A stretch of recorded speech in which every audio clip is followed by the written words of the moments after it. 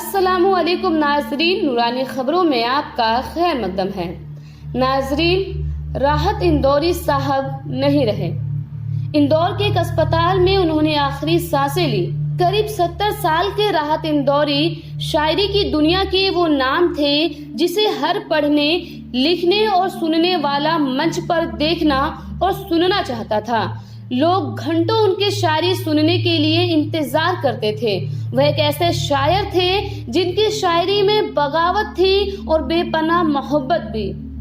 वैसे तो राहत इंदौरी साहब का असली नाम राहत कुरैशी था, लेकिन अपने शहर को अपनी पहचान बनाते हुए इंदौरी साहब ने अपने नाम के पीछे इंदौरी जोड़ लिया और इंदौरी के तौर में वो पूरे देश और दुनिया तक पहुंच गए।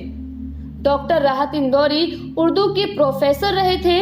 कई सम्मानों से भी उन्हें नवाजा गया था। वो एक ऐसे शायर थे जो मौजूदा समय में सबसे ज्यादा मशहूर शायर थे।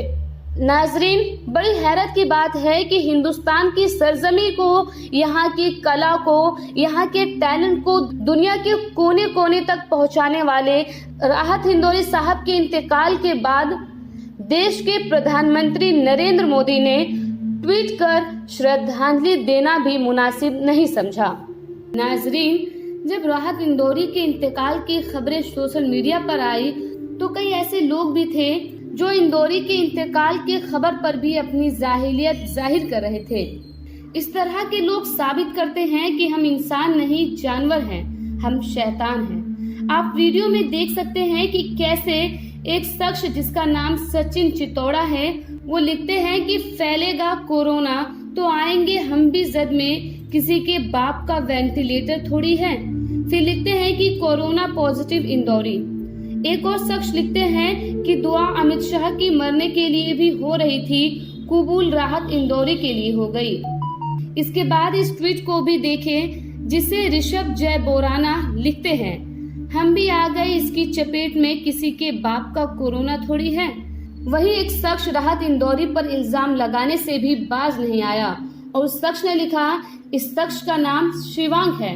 वह लिखता है, ये वही काला जामुन था जो शायरी के बहाने से CAA NRC का विरोध कर ओवैसी के साथ मुसलमानों को भड़का रहा था। और भी कई ऐसे ट्वीट हैं जिसे बोलने और पढ़ने पर शर्म आ जाए। लेकिन नाजरीन, यहाँ हम ऐसे लोगों की बात नहीं करेंगे। आज हम बात करेंगे राहत इंदौरी और उनकी कला के बारे में। नाजरीन, राहत इंदौरी साहब अपनी बेबाकी के लिए जाने जाते थे। उनके शायरी में वो बेबाकी नजर आती थी जो सल्तनत को, सियासत को आईना दिखाने का काम करती थी। नाजरीन, आज की इस पेशकश में हम आपको राहत इंदौरी साहब के कुछ चुनिंदा शेरों से रूबरू करवाएंगे कि कैसे उनकी लिखी हुई शायरी उन्हें एक अलग मुकाम देती है। नाजरीन, हम इस काबिल तो नहीं कि हम राहत इंदौरी की तरह आपको शेर सुना सके, लेकिन हमारी कोशिश है कि हम राहत इंदौरी साहब के उन अल्फाजों को आपके दिल की गहराइयों तक पहुंचा सके।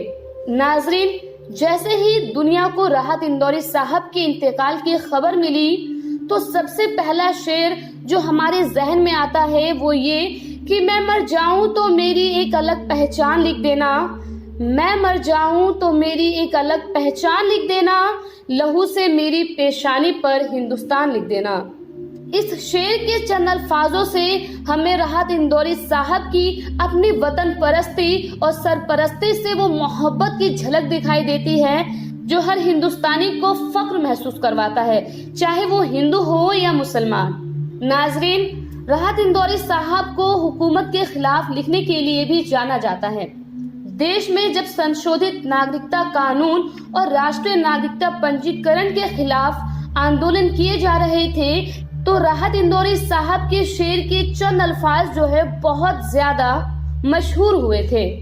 वो शेर था कि अगर खिलाफ है होने दो, जान थोड़ी है, कि अगर खिलाफ है तो होने दो, जान थोड़ी है, ये सब धुआं है कोई आसमान थोड़ी है, लगेगी आग तो आएंगे घर कई जद में, और लगेगी आग तो आएंगे घर कई जद में, यहाँ पे सिर्फ हमारा मकान थोड़ी है। मैं जानता हूँ दुश्मन भी कम नहीं है, लेकिन हमारी तरह हथेली पर जान थोड़ी है।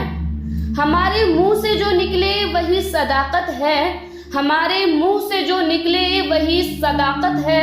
हमारे मुंह में तुम्हारी जबान थोड़ी है। और आज जो साहिबे मसनद है कल नहीं होंगे, और आज जो साहिबे मसनद है कल नहीं होंगे। किराएदार हैं जाती मकान थोड़ी है, और सभी का खून शामिल है यहाँ की मिट्टी में, कि सभी का खून शामिल है यहाँ की मिट्टी में। किसी के बाप का हिंदुस्तान थोड़ी है।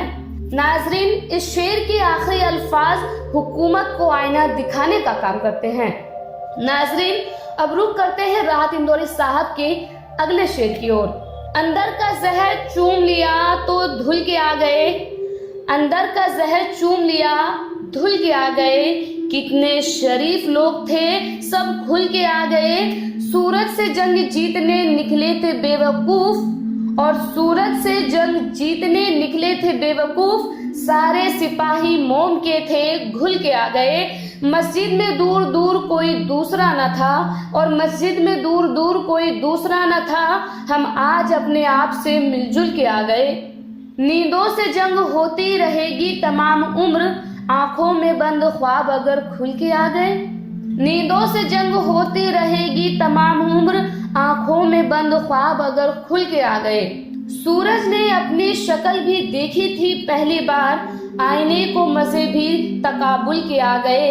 आईने को मजे भी तकाबुल के आ गए। अनजाने साए फिरने लगे इधर उधर, और अनजाने साए फिरने लगे इधर उधर। मौसम हमारे शहर में काबुल के आ गए। नाज़रीन, राहत इंदौरी साहब ने सिर्फ हुकूमत ही नहीं बल्कि पत्रकारिता को भी आंख दिखाने से गुरेज नहीं किया।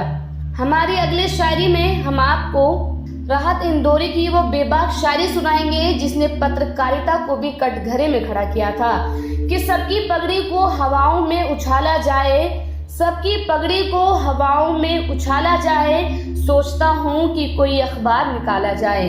पीके जो मस्त है उनसे तो खौफ नहीं, पीकर जो मस्त है उनसे तो कोई खौफ नहीं। पीकर जो होश में है उनको संभाला जाए। आसमां ही नहीं एक चांद भी रहता है यहाँ, भूल कर भी कभी पत्थर न उछाला जाए। तूफानों से आंख मिलाओ सैलाबों पर वार करो, तूफानों से आंख मिलाओ सैलाबों पर वार करो। मल्लाहों का चक्कर छोड़ो तैर कर दरिया पार करो। हो लाख जुल्म मगर बद्दुआ नहीं देंगे, हो लाख जुल्म मगर बद्दुआ नहीं देंगे। जमीन माँ है जमीन को दगा नहीं देंगे। नाजरीन, राहत इंदौरी साहब के इंतकाल के बाद उनके बेटे सतलज ने राहत इंदौरी साहब का आखिरी शेर सोशल मीडिया पर शेयर किया है, जो इस तरह से है कि नए सफर का जो ऐलान भी नहीं होता तो जिंदा रहने का अरमान भी नहीं होता। तमाम फूल वही लोग तोड़ लेते हैं जिनके कमरों में गुलदान भी नहीं होता, और तमाम फूल वही लोग तोड़ लेते हैं जिनके कमरों में गुलदान भी नहीं होता। खामोशी ओढ़कर सोई है सारी मस्जिदें, और खामोशी ओढ़कर सोई है मस्जिदें सारी। किसी की मौत का ऐलान भी नहीं होता। वबा ने काश हमें भी बुला लिया होता, वबा ने काश हमें भी बुला लिया होता तो हम पर मौत का एहसान भी नहीं होता। नाज़रीन, अल्लाह तबारक व तआला से दुआ करें, अल्लाह तबारक व तआला राहत इंदौरी साहब की मग़फ़िरत फरमाए और राहत इंदौरी साहब के कब्र में जन्नत का सुकून अता करें। आमीन। खुदा हाफिज।